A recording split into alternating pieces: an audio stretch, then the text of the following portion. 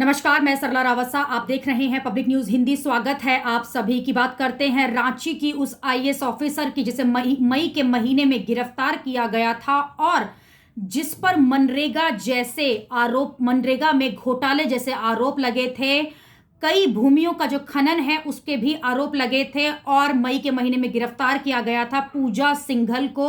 और अब बताया जा रहा है कि पूजा सिंघल की सारी प्रॉपर्टी को ईडी ने अटैच कर लिया है, जिसकी कुल कीमत 83 करोड़ रुपए के करीब बताई जा रही है। इस संपत्ति की अगर बात करें तो इसमें एक बड़ा अस्पताल, कई लैब्स हैं और साथ ही जमीनें शामिल हैं, जिसकी कुल कीमत ईडी ने जो बताई है वो 83 करोड़ रुपए है।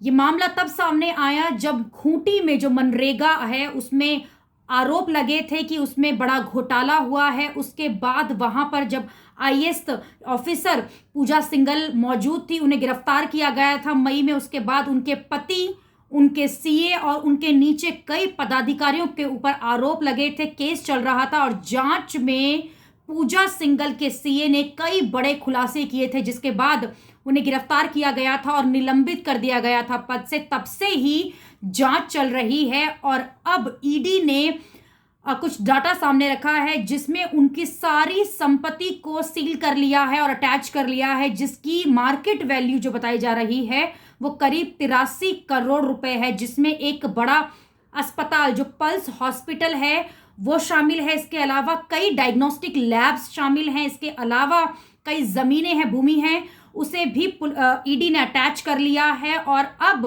केस चल रहा है पूजा सिंघल जो पेशे से आईएएस थी और उस वक्त जब मनरेगा का घोटाला हुआ वहां पर खूंटी में उस वक्त उनकी पोस्टिंग थी। अभी के लिए इतना ही। अगली खबर में आपसे फिर होगी मुलाकात। देश और दुनिया की खबरों के लिए आप देखते रहिए पब्लिक न्यूज हिंदी।